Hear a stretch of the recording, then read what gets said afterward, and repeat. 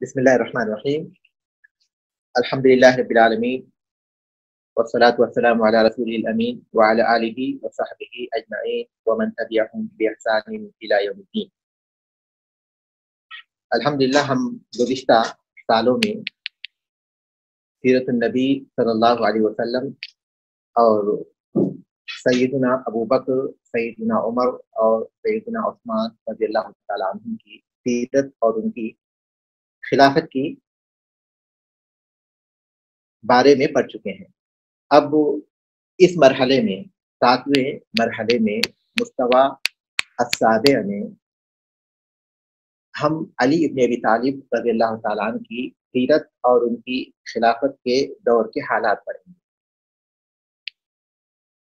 खुलफाए राशिदीन की सीरत और उनकी खिलाफत के हालात ये हमारे लिए बहुत अहम हैं, क्योंकि अल्लाह के रसूल सल्लल्लाहु अलैहि वसल्लम ने अपनी सुन्नत के साथ अपने खुलफाए राशिदीन की सुन्नत पर अमल करने की ताकीद की। अलैकुम बिसुन्नती व सुन्नतिल खुलफाए राशिदीन मिन बादी, कि तुम मेरे तरीके पर और मेरे बाद मेरे खुलफाए राशिदीन के तरीके पर रहो, यानी उनकी सुन्नत पर अमल करो। अब आइए अली इब्न अबी तालिब रज़ियल्लाहु तआला अन्हु की सीरत पढ़ें। और यकीनन ये इंसानी तारीख का एक अहम हिस्सा है और इसमें हमें बहुत सी ऐसी बातें मालूम होंगी जिसका ताल्लुक हमारे अकीदे से भी है, हमारे अमल से भी है और हमारे अखलाक से भी है। अल्लाह ताला हमें इनकी सीरतों पर अमल करने और उनके नक्श कदम पर चलने की तौफीक अता फरमाए, आमीन। अली रज़ियल्लाहु तआला अन्हु नाम क्या था? नाम है अली, अली इब्न अबी तालिब, ये इनका नसब है। अली इब्न अबी तालिब इब्न अब्दुल मुत्तलिब इब्न हाशिम इब्न अब्द मनाफ इब्न कुसै। उनके वालिद अबू तालिब हैं और उनका असल नाम था अब्द मनाफ, और उनके दादा हैं अब्दुल मुत्तलिब, उनका असल नाम था शैबा। अबू तालिब जिन्होंने अल्लाह के रसूल सल्लल्लाहु अलैहि वसल्लम की किफालत की और आपका दिफा किया, वो अली रज़ियल्लाहु तआला अन्हु के वालिद। अली रज़ियल्लाहु तआला अन्हु अल्लाह के रसूल सल्लल्लाहु अलैहि वसल्लम के चचेरे भाई और आपकी बेटी फातिमा रज़ियल्लाहु तआला अन्हा के शौहर हैं। अली रज़ियल्लाहु तआला अन्हु के दादा अब्दुल मुत्तलिब पर उनका नसब खानदान नबूवत से मिल जाता है। अब्दुल मुत्तलिब पर अली रज़ियल्लाहु तआला अन्हु का नसब खानदान नबूवत से मिल जाता है। अबू तालिब रसूलुल्लाह सल्लल्लाहु अलैहि वसल्लम के वालिद अब्दुल्लाह के हकीकी भाई और अली रज़ियल्लाहु तआला अन्हु की वालिदा फातिमा बिन्त असद थी। फातिमा बिन्त असद रज़ियल्लाहु तआला अन्हा ये मुअज़्ज़ज़ सहाबिया थी। ये अली रज़ियल्लाहु तआला अन्हु का नाम और उनकी कुनियत है, उनका नाम और उनका नसब है। अब आइए उनकी कुनियत के बारे में। उनकी कुनियत है अबुल हसन। उनके दो लड़के जो फातिमा रज़ियल्लाहु तआला अन्हा से हुए, एक हसन और हुसैन रज़ियल्लाहु तआला अन्हुमा, तो बड़े लड़के हसन की निस्बत से उनको अबुल हसन कहा जाता है। और इसी तरह उनकी कुनियत अबू सिबतैन भी थी। सिबतुन, सिबतुन ये नवासे और पोते को कहते हैं। नवासे के लिए बहुत मारूफ है, आमतौर पर नवासे के लिए उसका इस्तेमाल होता है, पोते के लिए अरबी ज़बान में हफीद का इस्तेमाल होता है। तो ये दोनों अल्लाह के रसूल सल्लल्लाहु अलैहि वसल्लम के नवासे थे, हसन और हुसैन रज़ियल्लाहु तआला अन्हुमा। तो इसलिए इनको अली रज़ियल्लाहु तआला अन्हु को अबू सिबतैन कहा जाता है, यानी रसूलुल्लाह सल्लल्लाहु अलैहि वसल्लम के नवासों के वालिद।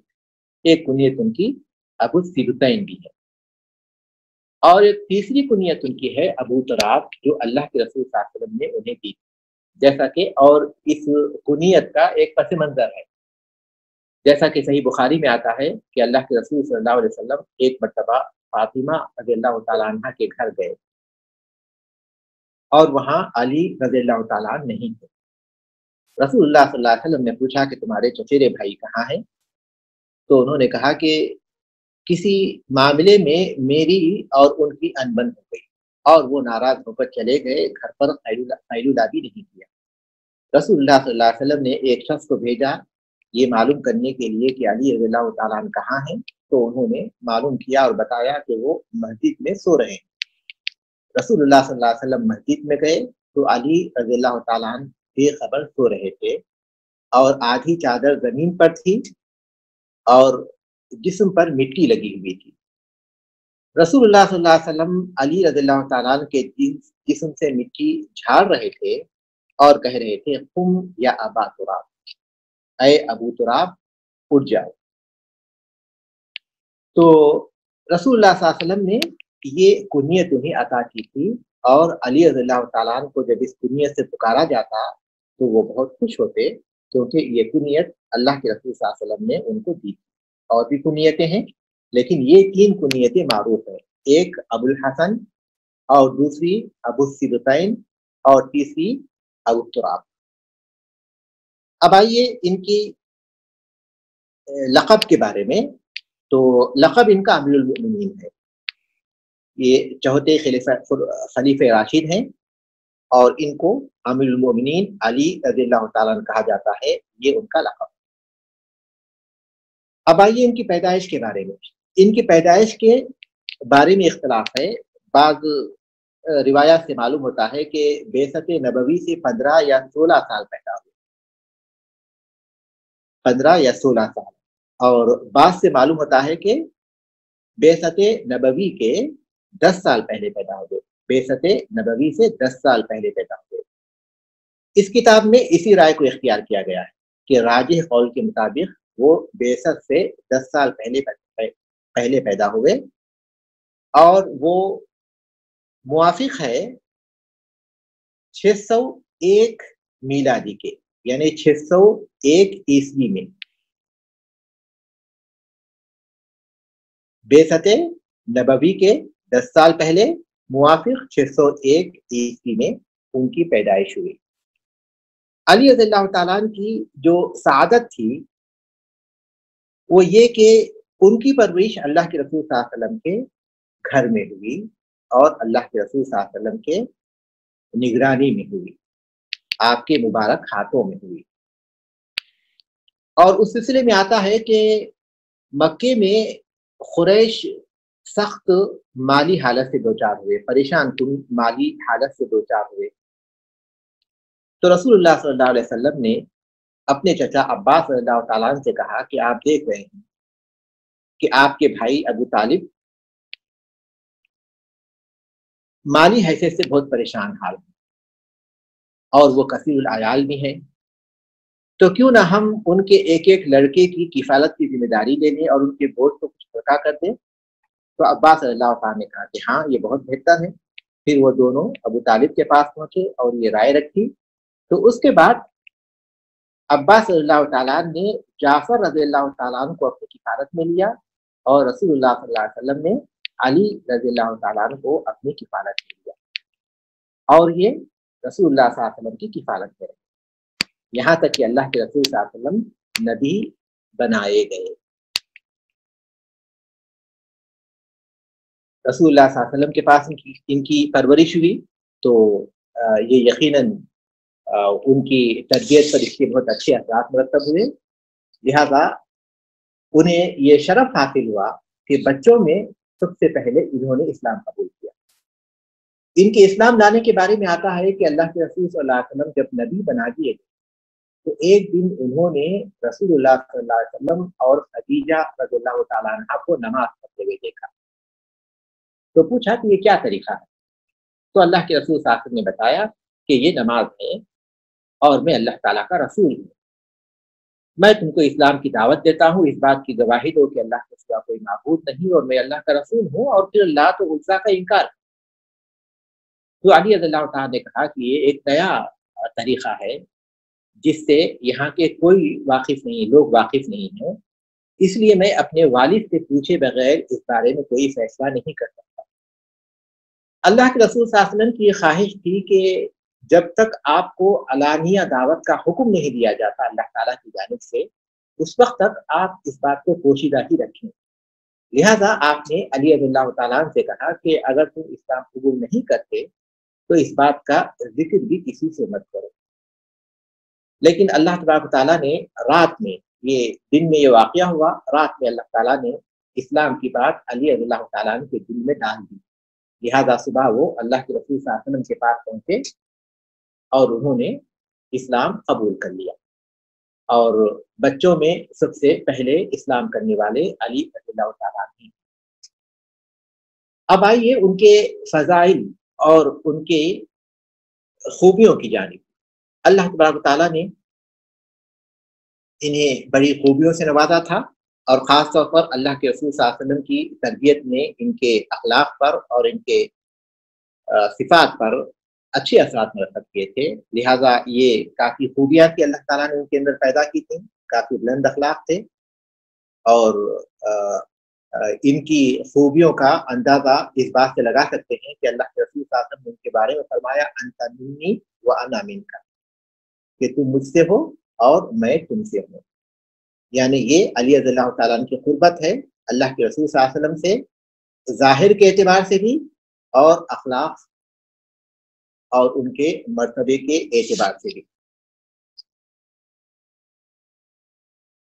علی رضی اللہ تعالیٰ عنہ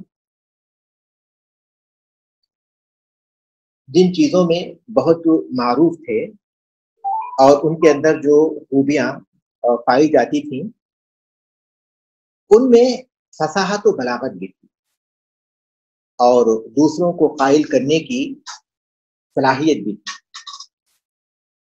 یہی وجہ ہے کہ قبیل ہمدان جو یمن میں رہتا تھا، وہاں انہوں نے اسلام پھیلایا اور ان لوگوں کو اسلام کا قائل کرنے میں وہ کامیاب ہو گئے۔ رسول اللہ صلی اللہ علیہ وسلم نے انہیں یمن میں قبیل ہمدان کے پاس اسلام کا سفیر بنا کر بھیجا تھا، اور ان لوگوں نے علی رضی اللہ تعالیٰ عنہ کے ہاتھوں اسلام قبول کیا۔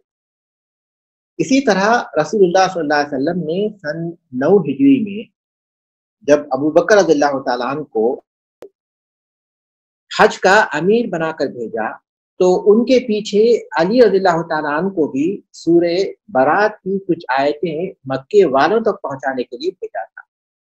ادھر ابو بکر رضی اللہ تعالیٰ عنہ چلے گئے حج کے امیر بن کر، اور ادھر سورہ برات کی ابتدائی آیتیں نازل ہوئی جن میں مشرکین کے تعلق سے بہت اہم احکام تھے۔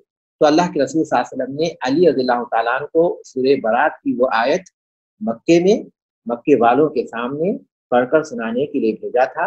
لہٰذا علی رضی اللہ تعالیٰ عنہ وہاں پہنچے اور انہوں نے اس سورت کی سب کے سامنے وہاں تلاوت کی اور اس کے احکام بتائے۔ اسی طرح قضاء کے معاملے میں علی رضی اللہ تعالیٰ عنہ بہت ماہر تھے۔ قوت قضاء، فیصلے کی جو قوت تھی، اللہ تبارک و تعالیٰ نے بڑے اچھے انداز سے علی رضی اللہ تعالیٰ عنہ کو عطا کی۔ جیسا کہ معروف ہے علی رضی اللہ تعالیٰ عنہ کے بارے میں عمر رضی اللہ تعالیٰ عنہ فرماتے تھے علی الاقضاء، علی ہم میں سب سے اچھے قاضی ہیں، سب سے اچھا فیصلہ کرنے والے ہیں۔ اور اسی طرح علی رضی اللہ تعالیٰ عنہ کی خوبی ان کی بہادری تھی، جرأت و بہادری۔ ان کی زندگی میں بہت سے ایسے واقعات ہیں جس سے ان کی بہادری اور ان کی جرأت کا اندازہ ہوتا ہے۔ ان میں ہجرت کی رات اللہ کے رسول صلی اللہ علیہ وسلم کی چادر اوڑھ کر آپ کے بستر پر ان کا سونا ہے۔ رسول اللہ صلی اللہ علیہ وسلم جب ہجرت کرنے کے لیے اپنے گھر سے نکل گئے تو باہر جو لوگ اللہ کے رسول صلی اللہ علیہ وسلم کو قتل کرنے کے لیے جمع ہیں، مشرکین کے جو لوگ رسول اللہ صلی اللہ علیہ وسلم کو قتل کرنے کے لیے جمع ہیں، ان کو گمراہ کرنے کے لیے رسول اللہ صلی اللہ علیہ وسلم کے بستر پر کسی کا سونا ضروری تھا، کیونکہ اگر وہ جھانک کر دیکھیں گے اللہ کے رسول صلی اللہ علیہ وسلم کا بستر خالی ہے تو فوراً وہ اللہ کے رسول صلی اللہ علیہ وسلم کے پیچھے دوڑ پڑیں گے۔ تو ایسی حالت میں اللہ کے رسول صلی اللہ علیہ وسلم نے علی رضی اللہ تعالیٰ عنہ کو اپنے بستر پر سلایا تھا۔ تو یہ بات بالکل واضح تھی کہ اس بستر پر سونا گویا موت کے منہ میں جانا ہے، کیونکہ باہر قریش کے نوجوان تلوار لیے ہوئے اللہ کے رسول صلی اللہ علیہ وسلم کے قتل کرنے کے انتظار میں ہیں اور کبھی بھی وہ حملہ کر سکتے ہیں۔ تو ایسے وقت پر اللہ کے رسول صلی اللہ علیہ وسلم نے اپنے بستر پر سونے کے لیے علی رضی اللہ تعالیٰ عنہ کو منتخب کیا اور علی رضی اللہ تعالیٰ عنہ اس کے لیے تیار ہو۔ یہ بڑی قربانی تھی جو انہوں نے اللہ تعالیٰ کے راستے میں اور اسلام کی خدمت کے لیے اور اللہ کے رسول صلی اللہ علیہ وسلم کی محبت میں دی تھی۔ عبداللہ بن عباس اللہ تعالیٰ بیان کرتے ہیں کہ ہجرت کی رات علی رضی اللہ تعالیٰ نے نبی کریم صلی اللہ علیہ وسلم کی چادر اوڑھ کر اور آپ کی جگہ پر سو کر اللہ کے ساتھ اپنی جان کی تجارت کی۔ یہ علی رضی اللہ تعالیٰ کی شجاعت و بہادری اور ان کی جرأت کی ایک بڑی دلیل ہے۔ ان کی شجاعت و بہادری کا جو دوسری جو دلیل ہے وہ یہ کہ تمام معرکوں میں یہ مسلمانوں میں بڑے عظیم شہ سواروں میں سے تھے۔ جتنے بھی معارک ہوئے ان میں ہم دیکھتے ہیں کہ یہ بڑے ماہر شہ سوار ثابت ہوئے۔ بدر کی جنگ میں جب مشرکین میں سے 3 آدمی نکلے، عتبہ بن ربیعہ، شیبہ بن ربیعہ اور ولید بن عتبہ، اور انہوں نے مسلمانوں کو دعوت مبارزت دی، مقابلے کی دعوت دی، تو اللہ کے رسول صلی اللہ علیہ وسلم نے عبیدہ بن حارث کو، عبیدہ بن حارث، حمزہ اور علی رضی اللہ تعالیٰ عنہم کو ان کا مقابلہ کرنے کے لیے کہا۔ لہذا عتبہ کا مقابلہ عبیدہ رضی اللہ تعالیٰ عنہ سے ہوا اور شیبہ کا مقابلہ حمزہ رضی اللہ تعالیٰ عنہ سے ہوا اور ولید کا مقابلہ علی رضی اللہ تعالیٰ عنہ سے ہوا۔ حمزہ رضی اللہ تعالیٰ عنہ نے شیبہ کو اور علی رضی اللہ تعالیٰ عنہ نے ولید کو قتل کر دیا فوراً اس مقابلے میں۔ البتہ عبیدہ رضی اللہ تعالیٰ عنہ کا عتبہ سے جو مقابلہ ہوا اس میں عتبہ نے بھی ان پر وار کیا اور انہوں نے بھی اس پر وار کیا، دونوں زخمی ہو گئے۔ تو اتنی دیر میں علی رضی اللہ تعالیٰ عنہ اور حمزہ رضی اللہ تعالیٰ عنہ آگے بڑھے اور شیبہ کو قتل کر دیا۔ اس کے بعد عبیدہ جو زخمی ہو گئے تھے ان کو اپنے لشکر میں پکڑ کر واپس لے آئے۔ اور اسی طرح احد کے معرکے میں طلحہ بن عثمان جو مشرکین کا جھنڈا اٹھائے ہوئے تھا اس نے دعوت مبارزت دی، تو علی رضی اللہ تعالیٰ عنہ آگے بڑھے اور انہوں نے اس کو ایسا وار کیا کہ اس کے پیر ٹوٹ گئے اور وہ گر پڑا، اور اس نے رحم کی درخواست کی تو وہ گر گیا تھا اور اس کا سطر ظاہر ہو چکا تھا، تو علی رضی اللہ تعالیٰ عنہ نے اس کو چھوڑ دیا اور اپنے لشکر میں واپس ہو گئے۔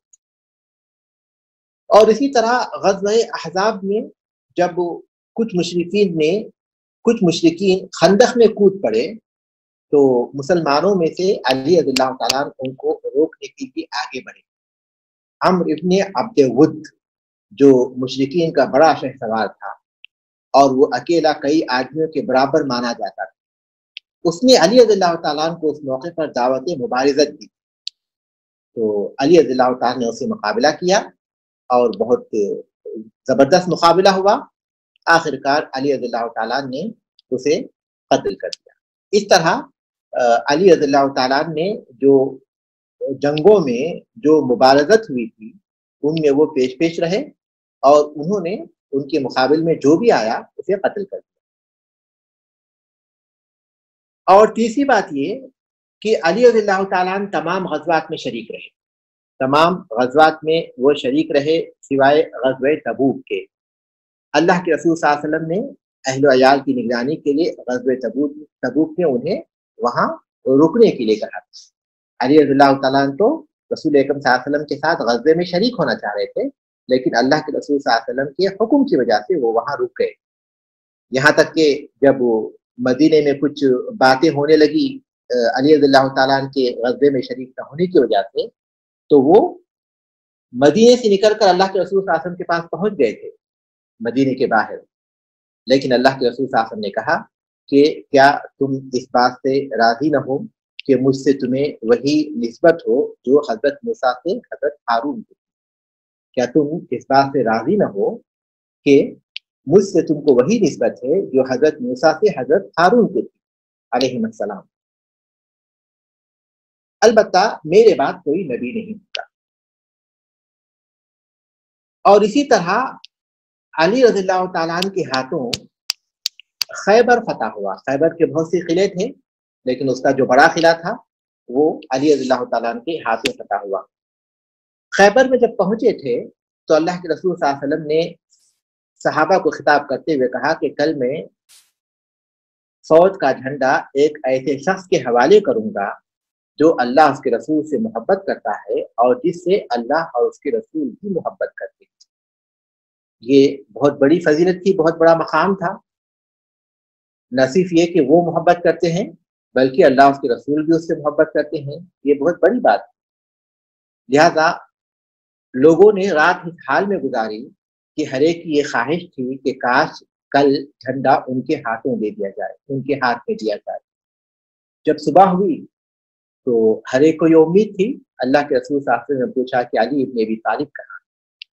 آپ کو بتایا گیا کہ ان کو آنکھوں میں کوئی شکایت ہے، ان کی آنکھیں خراب ہیں جس کی وجہ سے وہ یہاں نہیں ہے۔ تو آپ صلی اللہ علیہ وسلم نے کہا کہ ان کو بلاؤ۔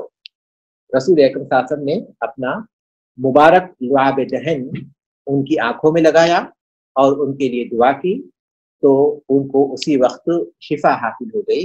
وہ بالکل ایسے ہو گئے جیسے انہیں کوئی بیماری بالکل نہیں۔ رسول اللہ صلی اللہ علیہ وسلم نے انہیں جھنڈا دیا تو علی رضی اللہ تعالیٰ عنہ نے رسول صلی اللہ علیہ وسلم سے کہا کہ اللہ کے رسول صلی اللہ علیہ وسلم میں خیبر والوں سے جہاد کروں یہاں تک کہ وہ ہماری طرح ہو جائیں، یعنی یہاں تک کہ وہ مسلمان ہو جائیں؟ تو رسول اللہ صلی اللہ علیہ وسلم نے فرمایا کہ اطمینان سے جاؤ یہاں تک کہ تم ان کی میدان میں پہنچ جاؤ، اس کے بعد انہیں اسلام کی دعوت دو اور اللہ تعالیٰ کا جو حق ان پر واجب ہوتا ہے وہ انہیں بتاؤ۔ اور اللہ تعالیٰ کی قسم ان میں ایک آدمی بھی اگر تمہارے ذریعے ہدایت پا جائے تو یہ تمہارے لیے صرف اونٹوں سے بڑھ کر ہے۔ ہم دیکھتے ہیں کہ رسول اللہ صلی اللہ علیہ وسلم نے کس طرح انہیں اس بات کی تاکید کی تھی کہ وہ وہاں پہنچتے ہی جنگ نہ شروع کریں اور بالکل اطمینان کے ساتھ جائیں، وہاں پہنچتے ہی جنگ شروع نہ کریں بلکہ باقاعدہ ان پر حجت کو قائم کریں، اسلام کی دعوت دیں، اللہ کے حق کو ان پر واضح کریں اور اس بات کی کوشش کریں کہ وہ اسلام لائیں۔ اگر اسلام قبول نہ کریں تو اس کے بعد کا جو مرحلہ ہوگا وہ جہاد کا۔ اور اسی طرح علی رضی اللہ تعالیٰ عنہ صحابہ میں سے ہیں جو حنین کے موقع پر ثابت قدم رہے۔ حنین کے موقع پر مشرکین جو گھات میں تھے اچانک انہوں نے مسلمانوں پر تیر برسانا شروع کر دیا تو بہت سے مسلمان ان کے تیروں کا مقابلہ نہیں کر سکے اور وہ بھاگ کھڑے ہوئے تھے۔ بعد میں سب جمع ہو گئے لیکن جو لوگ اس موقع پر بھی ثابت قدم رہے ان میں علی رضی اللہ تعالیٰ عنہ، اس موقع پر ثابت قدم رہنے والوں میں علی رضی اللہ تعالیٰ عنہ۔ تو علی رضی اللہ تعالیٰ عنہ کی شجاعت اور بہادری کے جو مثالیں یہاں دی گئیں اور ان کی شجاعت اور بہادری کے سلسلے میں جو باتیں بیان کی گئیں ان میں سب سے پہلی بات تو یہ ہے کہ وہ ہجرت کی رات رسول اللہ صلی اللہ علیہ وسلم کی چادر اوڑھ کر آپ کے بستر پر سوتے رہے، اور دوسری یہ کہ مختلف جنگوں میں جو مشرکین نے دعوت مبارزت دی تو مشرکوں سے مقابلہ کرنے میں یہ پیش رہے، جیسا کہ بدر میں، احد میں اور پھر اسی طرح غزوہ احزاب میں جسے غزوہ خندق بھی کہتے ہیں۔ تو مسلمانوں کے یہ عظیم شہ سواروں میں سے تھے۔ اور تیسری یہ کہ وہ تمام غزوات میں شریک رہے سوائے غزوہ تبوک کے، اللہ کے رسول صلی اللہ علیہ وسلم کے حکم کی وجہ سے وہ اس میں شریک نہیں ہوئے، اور اس موقع پر اللہ کے رسول صلی اللہ علیہ وسلم نے ایک عظیم بات بیان کی کہ تمہاری نسبت مجھ سے ویسی ہی ہے جیسا کہ ہارون علیہ السلام کی نسبت موسیٰ علیہ السلام کو ہے، لیکن میرے بعد کوئی نبی نہیں ہوگا۔ اور چوتھی بات یہ کہ خیبر علی رضی اللہ تعالیٰ عنہ کے ہاتھوں فتح ہوا، اور پانچویں بات یہ کہ حنین کے موقع پر یہ ثابت قدم رہنے والے صحابہ میں شامل تھے۔ تو یہاں آج کا ہمارا درس ختم ہوتا ہے، اور اس کے بعد جو حصہ ہوگا وہ علی رضی اللہ تعالیٰ عنہ کے خلیفہ بنائے جانے کے بعد کے حالات، علی رضی اللہ تعالیٰ عنہ کا خلیفہ بنایا جانا اور اس کے بعد کے حالات۔ تو یہاں ہم اپنے درس کو آج ختم کرتے ہیں۔ سبحانک اللہم و بحمدک، اشہد ان لا الہ الا انت، استغفرک و اتوب الیک۔